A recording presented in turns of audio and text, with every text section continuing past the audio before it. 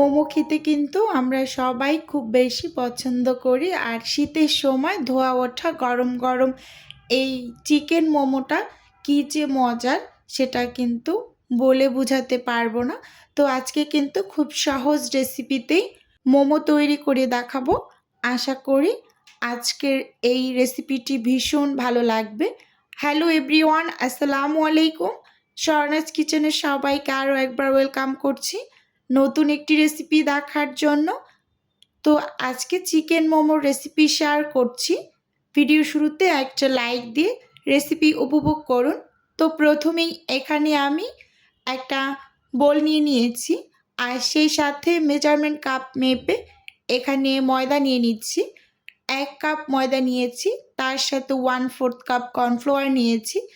তো আবার 1 কাপ ময়দা নিয়েছি, তার সাথে 1/4 কাপ কর্নফ্লাওয়ার নিয়েছি এবং সব শেষে এখানে 1/2 কাপ পরিমাণ ময়দা নিয়েছি, তার সাথে 2 টেবিল চামচ নিয়েছি কর্নফ্লাওয়ার। এবার অফ স্ক্রিনে আমি ডোটাকে রেডি করে নেব, আর এপাশে চিকেনটাকে আমি রেডি করে নিচ্ছি। তো চিকেনটাকে কিন্তু আমি ব্লেন্ডারে ব্লেন্ড করিনি, চাকুর সাহায্যে এরকম মিহি কিমা করে নিয়েছি। আমার কাছে ব্লেন্ডারে কিমা করলে মনে হয় যখন মোমোটা স্টিম করে নেব তো সেই সময় কিন্তু ভিতরের পুরটা অনেকটা রাবারি রাবারি হয়ে যায়। তো সব সময় আমি এরকম চাকুর সাহায্যে কিমা করে নিই। তো প্রথমে এখানে 1/2 চা চামচ সাদা গোলমরিচের গুঁড়ো দিয়েছি, সেই সাথে ছোট সাইজের 2টা পেঁয়াজ কুচি দিয়ে দিলাম, আর রসুন কুচি দিয়েছি। এখানে 3টা কোষ নিয়েছি আমি, আর 4 থেকে 5টা কাঁচামরিচ কুচি দিয়ে দিয়েছি এবং সেই সাথে এখানে 1/2 চা চামচের মতো আদা বাটা দিয়েছি। আদাটা সবসময় আমি বাটাটাই ব্যবহার করি। তো এখন এখানে আমি সয়া সস দিয়ে দিচ্ছি। সয়া সসটা হচ্ছে 2 টেবিল চামচ দিয়েছি। এখানে এখন পর্যন্ত আমি কোনো লবণ ব্যবহার করিনি, যেহেতু সয়া সসে লবণ থাকে, সবশেষে ব্যবহার করব। লেবুর 1 ফালি রস চিপে দিয়ে দিয়েছি এবং সবশেষে ধনিয়া পাতাটাও দিয়েছি, একটু বেশি করেই দিয়েছি। আর ধনিয়া পাতাটা একটু বেশি করে দিলে মোমোগুলো খেতে মাশাআল্লাহ দুর্দান্ত লাগে। এই যে বন্ধুরা, সব কিছু কিন্তু চামচের সাহায্যে আমি মিশিয়ে নিচ্ছি, মানে একেবারে ভালোভাবেই মাখিয়ে চুকিয়ে নিচ্ছি। যেহেতু অর্ডারের জন্য আমি মোমো রেডি করব, তো সেক্ষেত্রে কিন্তু হাতটা একটু কম ব্যবহার করার চেষ্টা করছি। তো দেখতেই পাচ্ছেন খুব সুন্দরভাবে সব কিছুকে একেবারে ভালোভাবেই মাখিয়ে নেওয়া হয়েছে।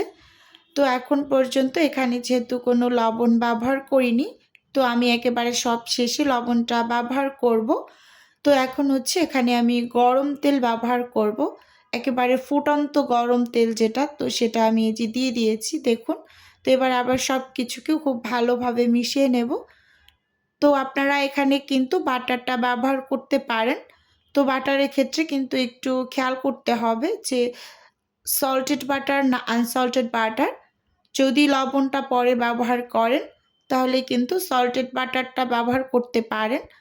আর যদি আপনারা লবণটা প্রথমেই ব্যবহার করে ফেলেন তখন কিন্তু খেয়াল রাখতে হবে যে বাটারটা সল্টেড কিনা।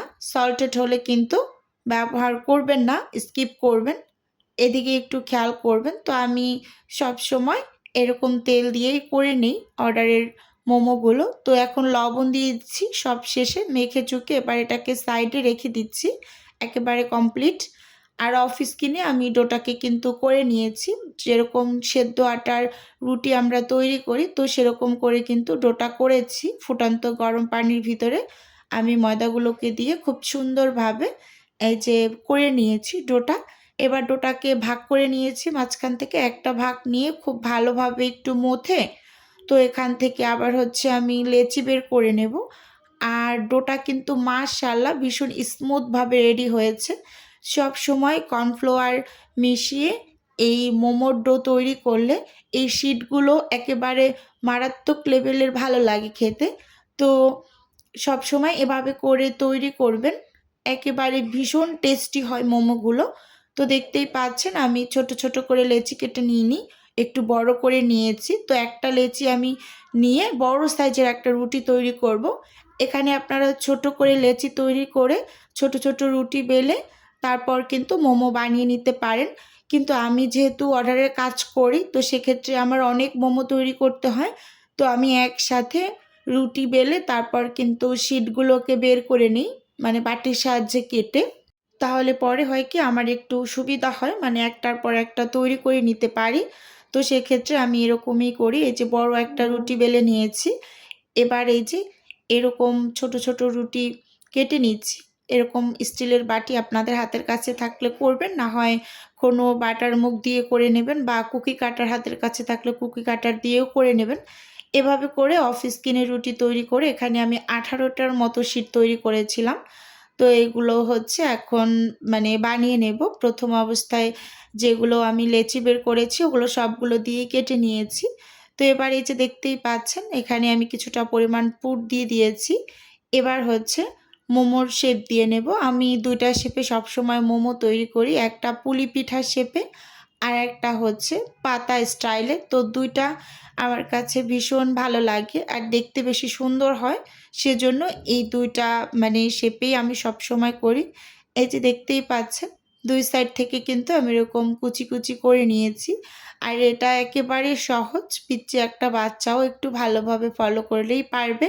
যে দেখতেই পাচ্ছেন একটা মোমো কিন্তু খুব সুন্দরভাবে আমি রেডি করে নিয়েছি। এবার একটা পাতা স্টাইলের করে দেখিয়ে দিচ্ছি। তো আবারও কিছুটা পরিমাণ পুর দিয়ে দিয়েছি শিটের মাঝে। তো এবার একেবারে মাঝ বরাবর একটু চেপে লাগিয়ে দেব। তো তারপর কিন্তু আবার কুচি কুচি দিয়ে শেপ দিয়ে নিচ্ছি। এপাশ থেকে ঠিক ওইটারই উল্টো পাশ থেকে আবার দিয়ে নেব। তো ভিডিওর এই পর্যায়ে ছোট্ট করে নিজের বিজনেসের একটু প্রচার করছি। আপনারা তো অনেকেই জানেন যে আমার ছোট্ট একটা ফ্রোজেন আইটেমের বিজনেস আছে। যদি কেউ কোনো টাইপের ফ্রোজেন খাবার অর্ডার করতে চান তাহলে স্ক্রিনে দেওয়া হোয়াটসঅ্যাপ নাম্বারে নক দিলেই কিন্তু আমি A to Z বলে দেব। আর যদি কেউ অর্ডার সরাসরি কনফার্ম করতে চান তাহলে স্ক্রিনে দেওয়া হোয়াটসঅ্যাপ নাম্বারে কল করে সরাসরি অর্ডার কনফার্ম করতে পারেন। তো আমি সবগুলো অফিস কিনে করে তারপর হচ্ছে ফ্রোজেন করে যে ডেলিভারির জন্য রেডি করে নিয়েছি 2টা বক্সে।